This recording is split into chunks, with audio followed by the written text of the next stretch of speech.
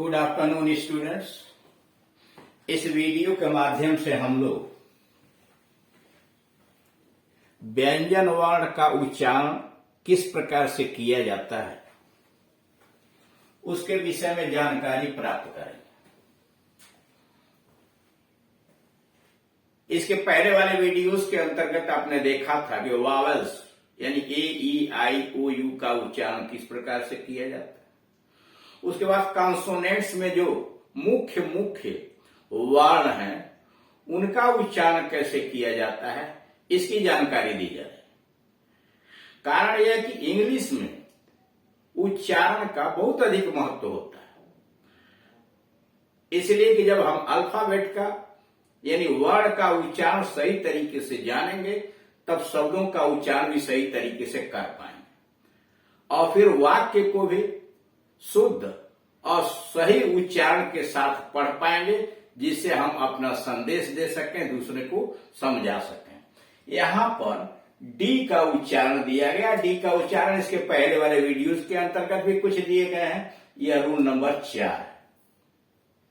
जब किसी वर्ड में डी के बाद जी हो, कारण कोई अगर ऐसा शब्द आया है जब किसी वर्ड में डी के बाद जी हो तो डी का उच्चारण नहीं होता है। कर अगर ऐसा कोई शब्द है जब किसी वर्ड में डी के बाद जी हो तो डी का उच्चारण नहीं होता है। जैसे BRIDGE ब्रिज, ब्रिज पुल, BRIDGE ब्रिज पुल। LODGE लाज, लाज ठहरने का स्थान, LODGE लाज ठहरने का स्थान। जी का उच्चारण ज या ग होता है। अब जी का उच्चारण ज या ग होता है। रूल नंबर 1, जब किसी वर्ड में जी के बाद ई, आई या वाई हो, कारण जब किसी शब्द में जी के बाद ई हो, आई हो या वाई हो तो जी का उच्चारण ज होता है। यानी ऐसा कोई शब्द बना है जिसमें जी के बाद ई आ जाए, आई आ जाए, वाई आ जाए तो जी का उच्चारण ज होता है। जैसे जेंडर, जी के बाद ई आ गया है, जेंडर यानी लिंग। यहां देख रहे हैं डिजिट, जी के बाद आई आ गया है इसलिए डिजिट अंक। और यहां GYB जाइब, हंसी, जाइब हंसी। यानी जब जी के बाद ई आ जाए, आई आ जाए या वाई आ जाए तो उसका उच्चारण जो होगा। एक्सेप्शन, इसका अपवाद भी exception. Begin, BEGIN, begin, BEGIN, begin. BEGIRD, begird, BEGIRD, begird. FINGER, finger. GEAR, gear, GEAR, gear. GREESE, geese, GEESE, geese. GET, get. यहां है गिड्डी, GIDDY, गिड्डी। इसमें देख रहे हैं कि इनके बाद यानी जी के बाद ई भी आ रहा है, आई भी आ रहा है, फिर भी उच्चारण इसका गो हो रहा है। Gift, GIFT, gift. Girl, Gill, गिर्द, GIRD, गिर्द। गिव और गिरार्ड।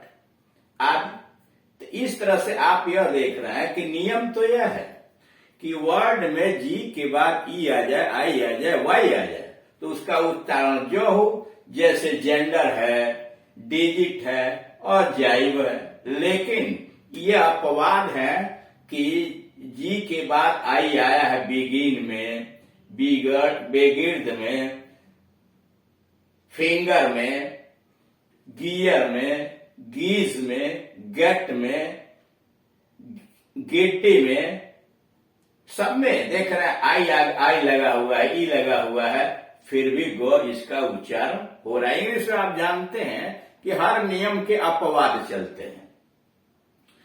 रूल नंबर 2, जब किसी वर्ड में जी के बाद ए ओ यू या कोई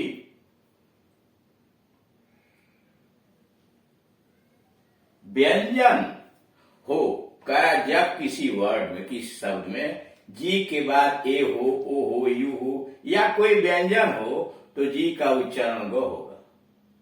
यानी जब किसी शब्द के अंतर्गत जी के बाद ए आ जाए, ओ आ जाए और यू आ जाए अथवा उसके बाद कोई व्यंजन हो तो उसका उच्चारण, जी का उच्चारण गो होता है। जैसे गेज, जी ए जेड ई, जी के बाद ए आया इसलिए गे पढ़ेंगे, गेज। निगाह, good, G double O D, G के बाद ओ आया इसलिए good. G U N, gun. Tingle, T I N G L E, tingle. झुनझुनी। अब यहां देख रहे हैं रूल नंबर 3। अब रूल नंबर 3 के अंतर्गत जो दिया हुआ है,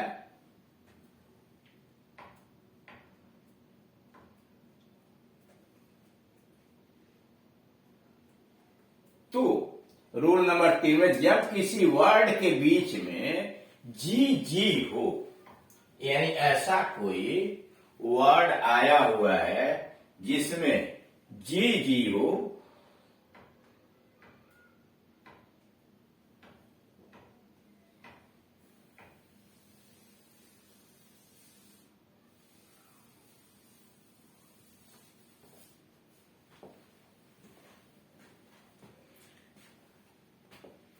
जब किसी वर्ड के बीच में जी जी हो या किसी वर्ड के अंत में जी हो, यानी बीच में जी हो या किसी शब्द के आखिरी में जी लगा हो, ठीक, तो भी जी का उच्चारण गो ही होता है।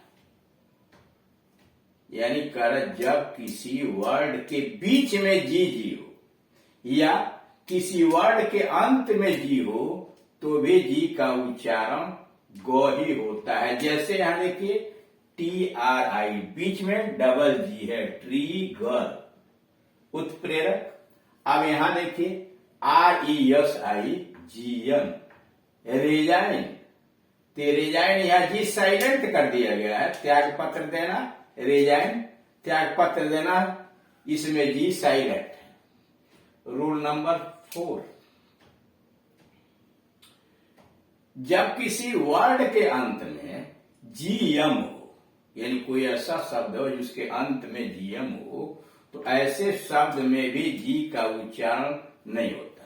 जैसे यहां रिजाइन में देख रहे हैं जी का उच्चारण नहीं हुआ है वैसे ही जब किसी वर्ड के अंत में जीएम हो ऐसे शब्द में भी जी का उच्चारण नहीं होता है। जैसे पैरा डेग्म, पर डाइम, पर डाइम में जी गायब है, पर डाइम, PARADIGM, पर डाइम मतलब मिसाल। यह है फैग्म, PHELGM, फैग्म, PHELGM, फैग्म, कफ। अब आइए GH पर।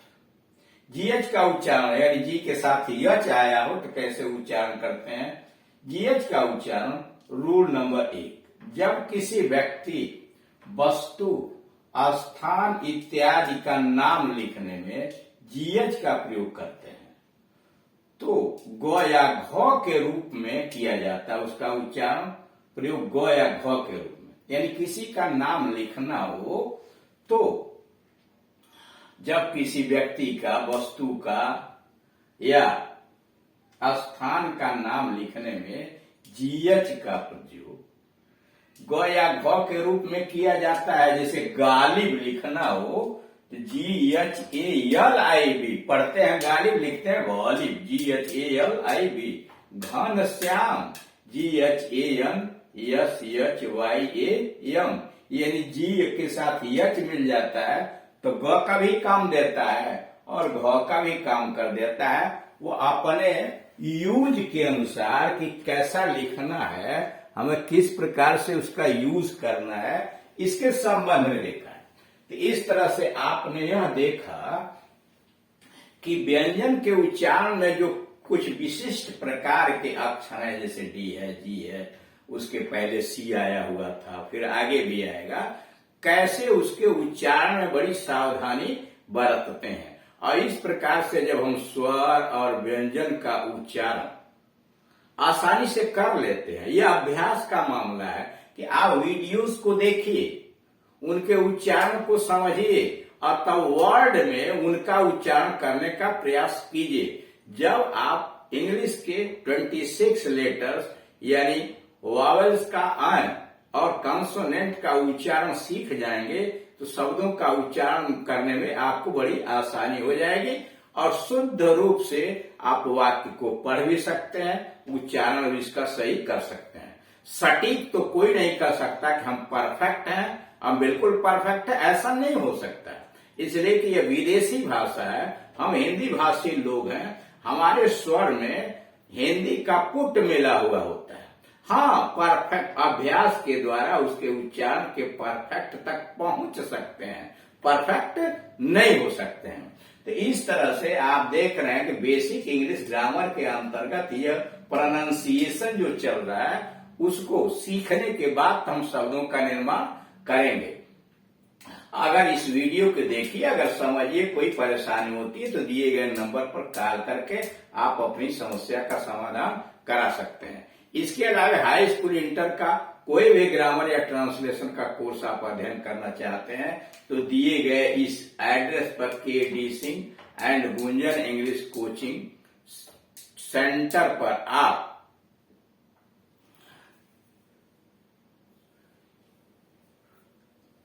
टाइप कीजिए, यानी KD Singh and Gunjan English coaching centre आप टाइप कीजिए और आप वहां यह भी देखिए सिंटैक्स है, सिंथेसिस है, एक्टिव पैसिव डायरेक्ट सभी हाई स्कूल इंटरमीडिएट के ग्रामर और ट्रांसलेशन अपलोड कर दिए गए हैं। Thank you.